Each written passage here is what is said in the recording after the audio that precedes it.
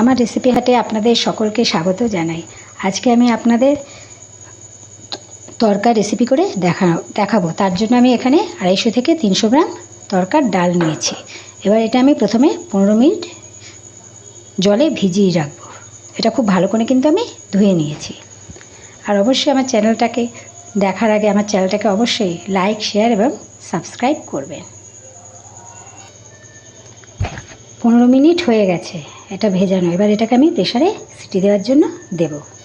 এবার আমি pressure cooker নিয়েছি, এর মধ্যে ডালটা ঢেলে দিচ্ছি, তরকাটা ঢেলে দিচ্ছি। এবার কিন্তু এর মধ্যে একটু বেশি করে জল দিতে হবে। পরিমাণ মতো নুন দিয়ে দিলাম, এখানে 1 চামচ নুন এখন দিয়ে দিলাম। লাগলে পরে আমি যখন করব তখন দিয়ে নেব।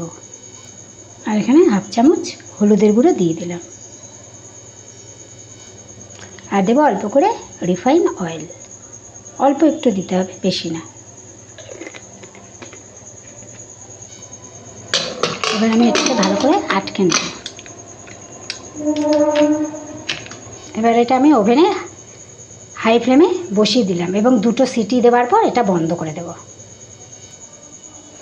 দেখুন তরকাটা কিন্তু খুব সুন্দর সিদ্ধ হয়ে গেছে। এবার আমরা রেসিপিটা শুরু করব। আর তরকাটা একটা বাটির মধ্যে আমি ঢেলে নেব। তরকাটা আমি একটা বাটির মধ্যে বেড়ে নিয়েছি। কড়াইটা কিন্তু ভালো গরম হয়ে গেছে। এবার আমি এর মধ্যে জিরে ফোড়ন দেব।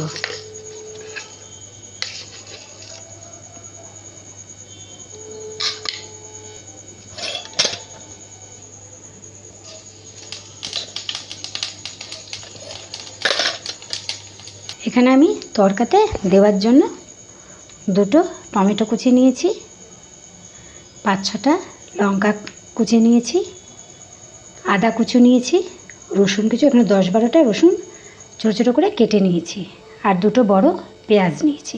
এগুলো দিয়ে আমি তরকাটা তৈরি করব।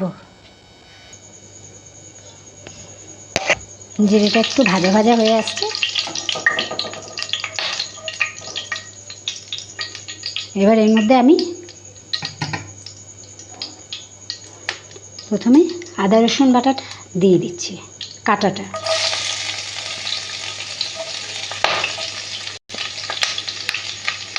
তারপরে আদা বাটা দিচ্ছি, কুচনো আদাটা দিলাম, বাটা না, যা কাঁচা।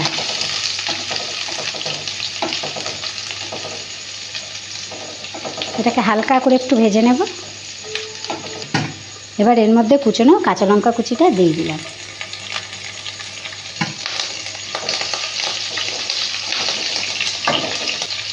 পেঁয়াজ কুচিটাও দিয়ে দিচ্ছি। পেঁয়াজ কুচিটা দিয়ে একটু নেড়ে নেব।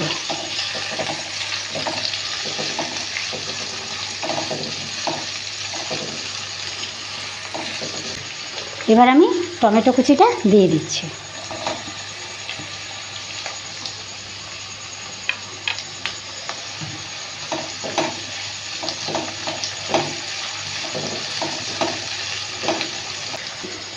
এবার আমি এর মধ্যে পরিমাণ মতো নুন দিয়ে দিচ্ছি। এখন অল্প করে দিলাম, যদি লাগে আমি পরে আবার দেব। দিয়ে একটু নেড়ে দিচ্ছি।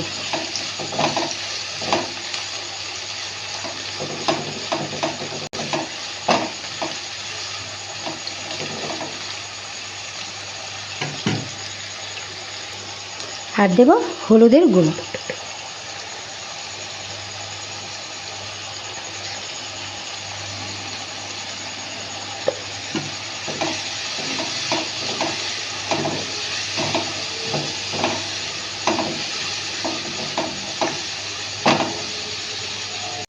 বেশ কিছুটা ভাজা ভাজা হয়ে এসছে। এবার এর মধ্যে আমি একটু গোলমরিচের গুঁড়ো দেব।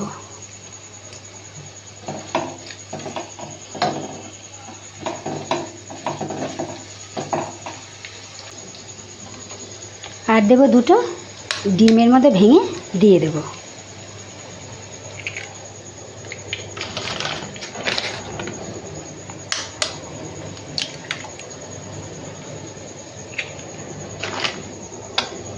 এবার ভালো করে এটা নাড়তে হবে।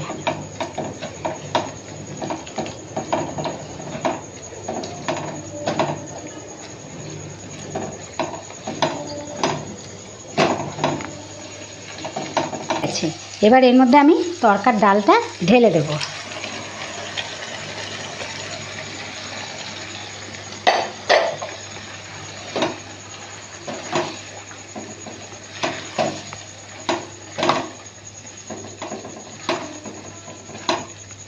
এবার এর মধ্যে আমি একটু কাশ্মীরি মির্চি দেব। এর মধ্যে একটু কাশ্মীরি মির্চি আমি দিয়ে দিচ্ছি,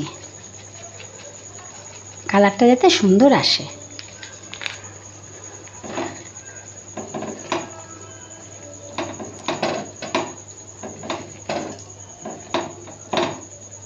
এখানে অল্প করে একটু জল দেব, খুব বেশি না, অল্প করে জল দেব, খুব বেশি জলটা দেব না, যাতে এটা একটু ফুটবে।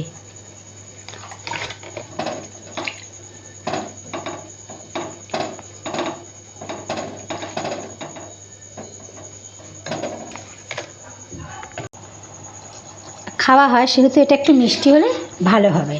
এটা রুটি, পরোটা, লুচি সব কিছুর সঙ্গে আপনি খেতে পারবেন আপনারা, তবে রুটির সঙ্গে খেতে বেশি ভালো লাগে। কসুরি মেথি, এটা একটু আমি হাতে ভালো করে ডলে দিচ্ছি। কসুরি মেথি কিন্তু খুব সুন্দর একটা গন্ধ আসে, খুবই সুন্দর একটা গন্ধ আসে, সেই জন্য আমি কসুরি মেথিটা দিলাম। এখানে আপনারা ধনেপাতাও দিতে পারেন, কিন্তু আমার ধনেপাতা অল্প রয়েছে, বেশি নেই, একটু গার্নিশে লাগবে, তাই রেখে দিয়েছি। এর মধ্যে আপনি কসুরি মেথি দিয়ে ঘিও দিতে পারেন, কিন্তু আমি দিলাম না, আমি কসুরি মেথিটা দিলাম, খুব সুন্দর গন্ধের জন্য এটা দিলাম। আমার কিন্তু এটা পুরোপুরি তৈরি হয়ে গেছে। এবার এটা আমি একটা বোলের মধ্যে ঢেলে নেব।